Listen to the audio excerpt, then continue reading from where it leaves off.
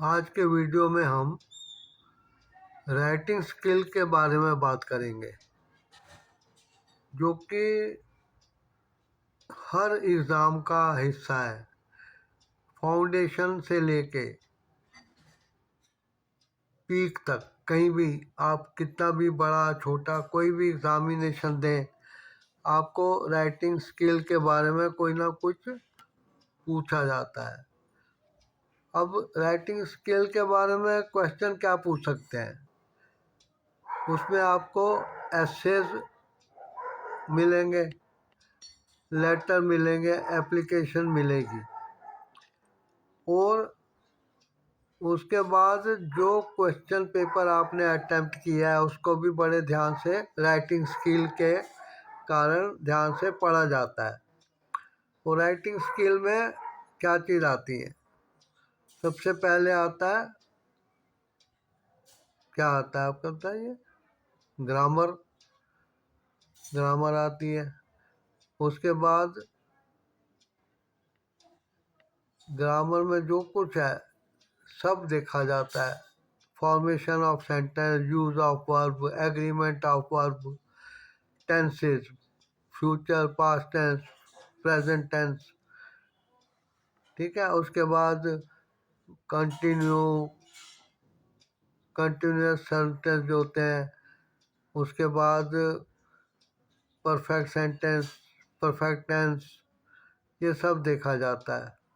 Punctuation mark तक देखे जाते हैं कि आपने कहाँ कॉमा सही लगाया, कहाँ गलत लगाया, कहाँ नहीं लगाया, आपने क्वेश्चन मार्क लगाया या भूल गए, इन्वर्टेड कॉमा में कोई स्टेटमेंट आया तो डायरेक्ट इनडायरेक्ट के क्वेश्चन आपने कैसे, एक्टिव पैसिव के आपने कैसे, और तो क्वेश्चन टैग्स भी आपने कैसे अटेम्प्ट किए हैं। इसमें राइटिंग स्किल में आप को कोई एप्लीकेशन दे देंगे, subject, write an application to your principal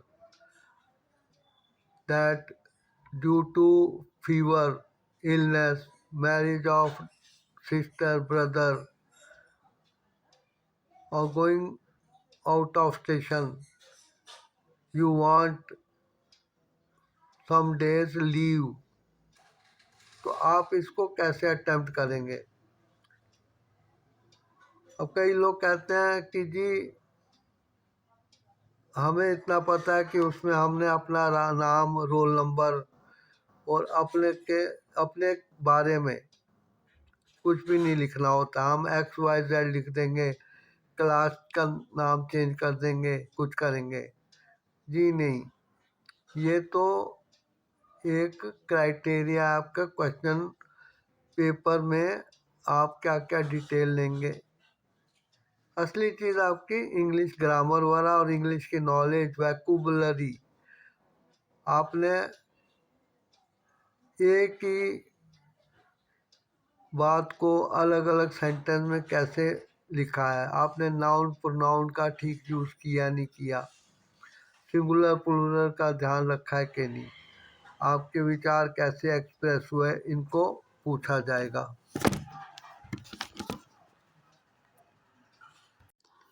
अब जैसे ऐसे राइटिंग है, ऐसे राइटिंग,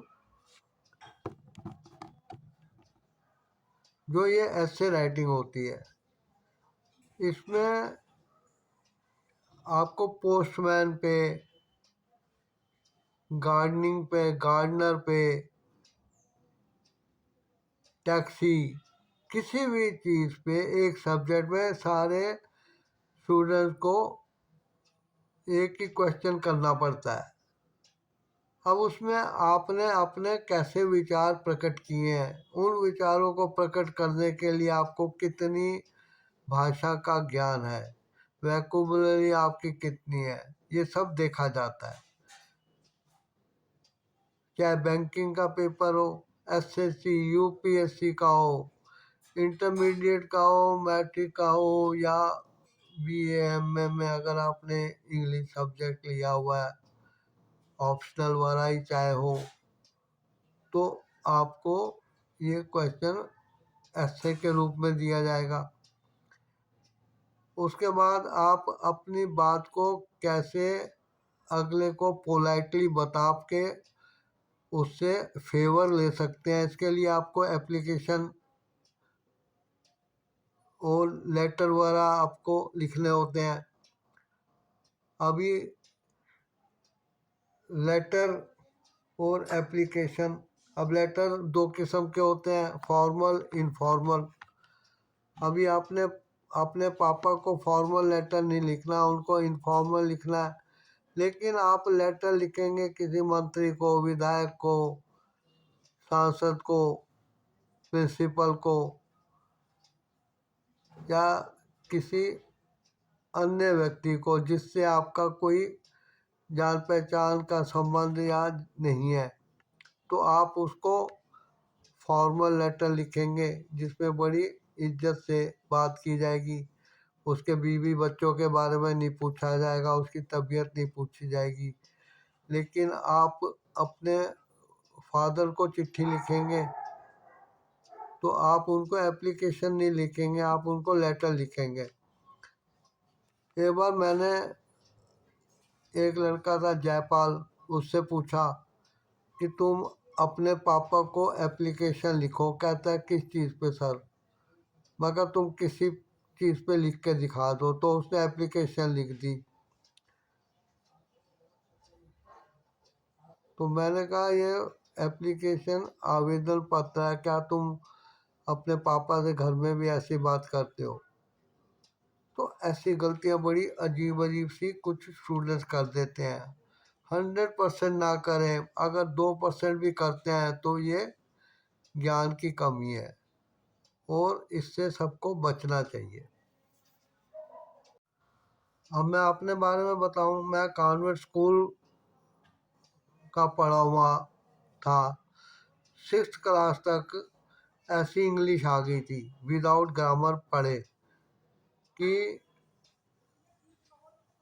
बोलचाल की भाषा घर में भी हम भाई बहनों की, क्योंकि हम कॉन्वेंट स्कूल में पढ़ते थे, इंग्लिश थी। उसके बाद मैं जब सुशीला मॉडल स्कूल में 6 महीने के लिए, मुझे मेरे फादर आर्मी में थे, उन्होंने क्वार्टर न मिलने से गाजियाबाद में यहाँ एडमिशन कराया। तो जैसे ही उनको पता लगा कि इसकी इंग्लिश ऐसी है, तो मुझे बड़ी बड़ी क्लासेस में लड़कियों को पढ़ाने के लिए भी भेजा जाने लगा था। MMH कॉलेज में जब मैं मैट्रिक में आया 10वीं में, तो MMH कॉलेज में आया तब पूना में थे मेरे मम्मी पापा। तो क्लास में हमारे सेक्शन में एक लड़का था, बहुत धुरंधर माना जाता था। तो कोई बात हो रही थी तो मैंने बीच में खड़ा होकर कह गया कि I was feeling at home. तो जो इंग्लिश के टीचर थे उन्होंने हैरानी से मेरी तरफ देखा और मुझे उन्होंने बोर्ड के पास बुला लिया। इस पर वो लड़का लड़ पड़ा कि एट होम क्यों कहा है, इस पर घर कहाँ से आ गया। तब उन्होंने बोला कि इस लड़के ने कहा है फीलिंग एट होम, मतलब घर जैसा सुविधाजनक आरामदायक महसूस कर रहा हूँ। तो ऐसे विचार हमें शुरू से प्रकट करने पड़ते हैं। लेकिन जब यूपी बोर्ड वगैरह की पढ़ाई होती है तो ग्रामर अलग पढ़ाई जाती है, और ये बहुत अच्छी बात है कि ग्रामर पढ़ाई जाती है, ग्रामर के पेपर भी होते हैं। बहुत सारे स्टूडेंट्स ऐसे रट के चले जाते हैं और लिखाते हैं, लेकिन बड़े होने के बाद जब पढ़ाई से निकल के वो सर्विस के लिए जाते हैं, तो किसी अच्छी पोस्ट के लिए जब वो इंटरव्यू देते हैं, एग्जामिनेशन अटेम्प्ट करते हैं, तब कोई ऐसी चीज़ उनको मिल जाती है जो कि एक ही क्वेश्चन होता है, उसमें कोई ऑप्शन नहीं होते। तब उनको अपने विचारों को एक्सप्रेस करना बड़ा मुश्किल हो जाता है। इसलिए आप लोग सब किसी भी ऐसे को पढ़िए, फिर उसे अपने शब्दों में लिखने की कोशिश कीजिए, उसमें कोई ना कोई चेंज लाइए। अगर किसी में बहुत जगह का वर्णन दिया गया है तो उस जगह की जगह दूसरी जगह का वर्णन करने की कोशिश कीजिए। अभी कई लोग कहते हैं कि सुबह का टाइम मॉर्निंग वॉक के लिए सुबह का टाइम अच्छा होता है, इवनिंग या दिन के दूसरे हिस्से में वॉकिंग का टाइम अच्छा नहीं होता है, इस पर लिखो। तो लिख नहीं पाते हैं, क्यों?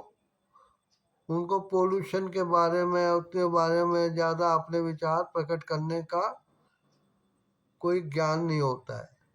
आप शुरू से ही अपने राइटिंग पावर को बढ़ाइए। आपके क्वेश्चन पेपर में, 10 ईयर पेपर में, सॉल्व 10 ईयर पेपर या आपकी ग्रामर बुक वगैरह में जो क्वेश्चन दिए गए हैं उनके आंसर एग्जाम्पल वाला पढ़िए, फिर उसको दूसरे तरीके से लिखने की कोशिश कीजिए। इससे आपकी वैकेबलरी बनेगी। हाँ, अखबार रोज लेकर, हार्ड वर्ड्स की लिस्ट बनाकर, फिर डिक्शनरी से उसे लेकर ऐसे अंग्रेजी नहीं सीखी जाती है। ऐसी सलाह वो लोग देते हैं जो उन्होंने खुद इसकी प्रैक्टिस नहीं की होती। इसलिए नॉर्मल वे में जो डेली यूज़ के वर्ड हैं उनकी आपको वैकेबलरी बनानी चाहिए। ट्रेजर ऑफ वैकेबलरी वर्ड्स, जितने खजाना आप बढ़ेंगे, आपके पास बढ़ता जाएगा बढ़ता जाएगा बढ़ता जाएगा, उतना ज़्यादा आप अपने आप को एक्सप्रेस कर पाएंगे। राइटिंग स्किल के बारे में मेन चीज़ यही है।